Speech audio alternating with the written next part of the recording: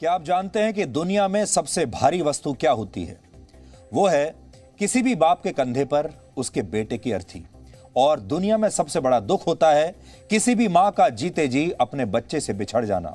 और अफगानिस्तान इस समय इन दोनों ही दुखों से घिरा हुआ है। वहां के मां बाप से पूछिए। और इसे समझने के लिए आप सबसे पहले 9 सेकंड की यह तस्वीर देखिए जो आज रात को आपको सोने नहीं देगी।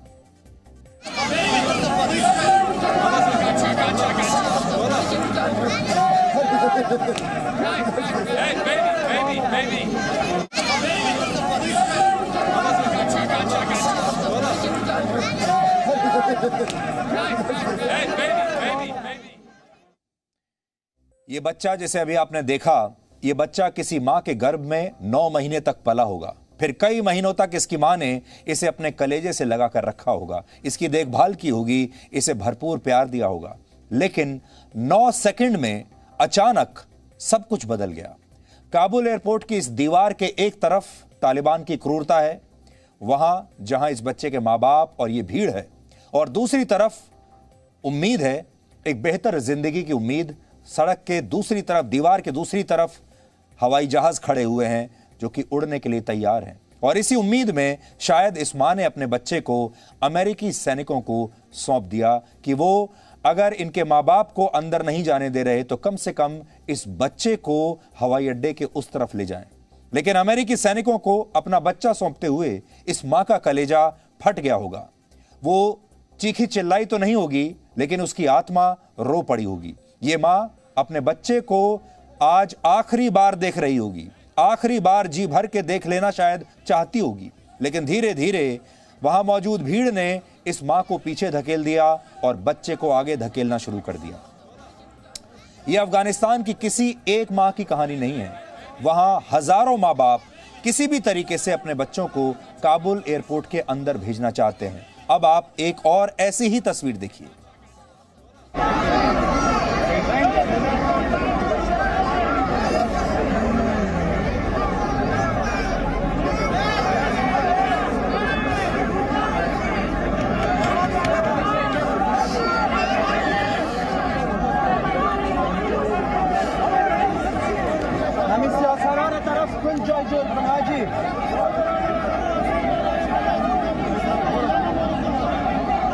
دروازه است که میخوایم برم به داخل دروازه رو.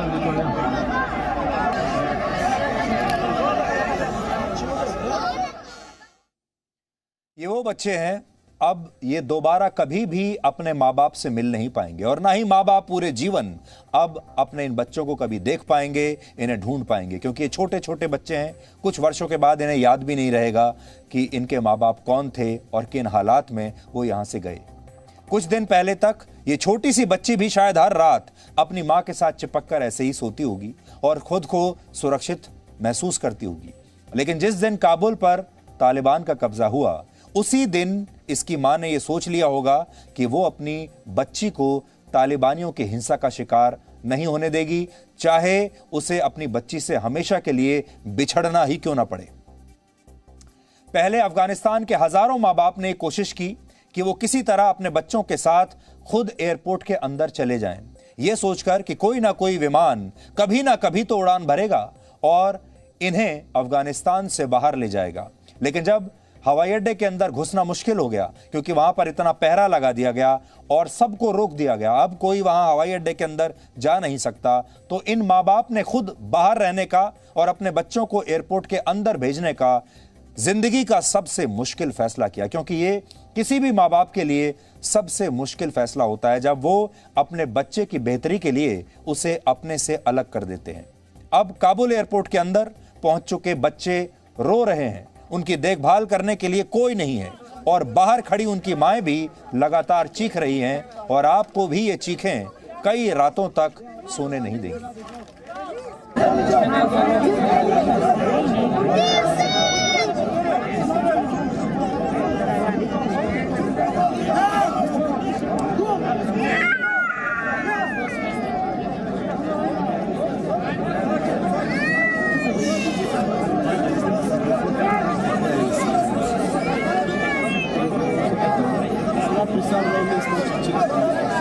Okay.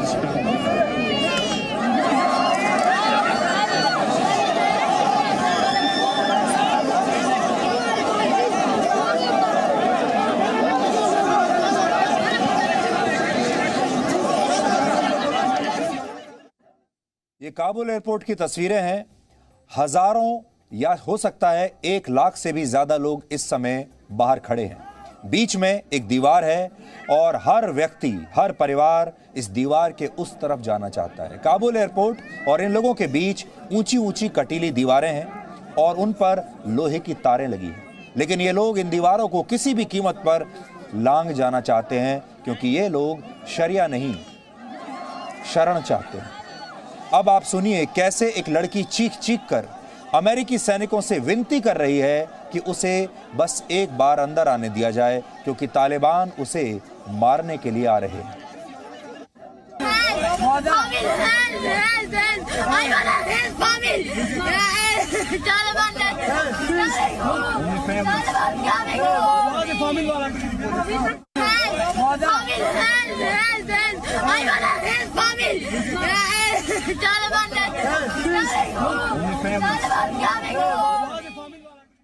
ये छोटी बच्ची चिल्ला चिल्ला कर रोते हुए कह रही है कि मेरी मदद करो, मुझे अंदर आने दो, क्योंकि तालिबान मुझे मार डालेंगे। जिन बच्चों को इन माओं ने किसी तरह से एयरपोर्ट के अंदर भेज दिया है, वो बच्चे अब हमेशा के लिए यतीम कहलाएंगे, लावारिस हो जाएंगे और हमेशा के लिए शरणार्थी कहलाएंगे। अब ये बच्चे शायद फिर कभी अपने माँ बाप से दोबारा इस जीवन में नहीं मिलेंगे। ये माएँ कभी भी इन बच्चों को अपने सीने से दोबारा नहीं लगा पाएंगी। और जो अमेरिकी सैनिक इन बच्चों को अंदर खींच रहे हैं, वहाँ नेटो की भी फोर्सेज लगे हुए हैं। जो ये सैनिक हैं, ये नेटो फोर्सेज के सैनिक हैं। उनकी आंखों में भी आंसू आ गए ये सब देखकर। वो ये समझ नहीं पा रहे कि क्या इसी दिन के लिए उन्होंने 20 वर्षों तक तालिबान से लड़ाई की। ये अमेरिकी सैनिक आज सोचते होंगे कि वो 20 साल से अफगानिस्तान की इस भूमि पर हैं। क्या ये दिन देखने के लिए इन्होंने अपने 20 साल और अरबों रुपए यहां पर लगा दिए? ये एक बहुत दुख की बात है। और पूरी दुनिया के लिए जो संघर्ष है, ये सत्ता का संघर्ष है। पूरी दुनिया इसे पावर के लिए एक संघर्ष के रूप में देख रही है। पूरी दुनिया को सिर्फ हथियार दिखाई दे रहे हैं, पूरी दुनिया को युद्ध दिखाई दे रहा है, पूरी दुनिया को पैसा दिखाई दे रहा है। पूरी दुनिया की मीडिया का जो फोकस है वो ये है कि अब सरकार किसकी बनेगी, आगे चलकर क्या होगा। कोई इकोनॉमी की बात करता है, कोई सरकार की बात करता है, कोई हथियारों की बात करता है, कोई आतंकवाद की बात करता है, कोई तालिबान की बात करता है, कोई अत्याचार की बात करता है। लेकिन भावनाओं का ये जो समंदर है, जो इस समय अफगानिस्तान में बह रहा है, इन भावनाओं के बारे में अभी तक किसी ने रिपोर्टिंग नहीं की है। कोई चैनल, कोई अखबार इन भावनाओं को दुनिया के सामने नहीं ला रहा है। और ये जो भावनाएं हैं, ये जो आंसू हैं, ये किसी भी बंदूक की गोली पर भारी पड़ते हैं। इसलिए दुनिया भर की मीडिया को सिर्फ गोलियों की आवाजें सुन रही हैं, लेकिन ये रोने की जो आवाज है, ये जो चीखें हैं और ये जो आंसू हैं, ये किसी को दिखाई नहीं दे रहे। Presenting B News app, available on Google Play and App Store. Download it now.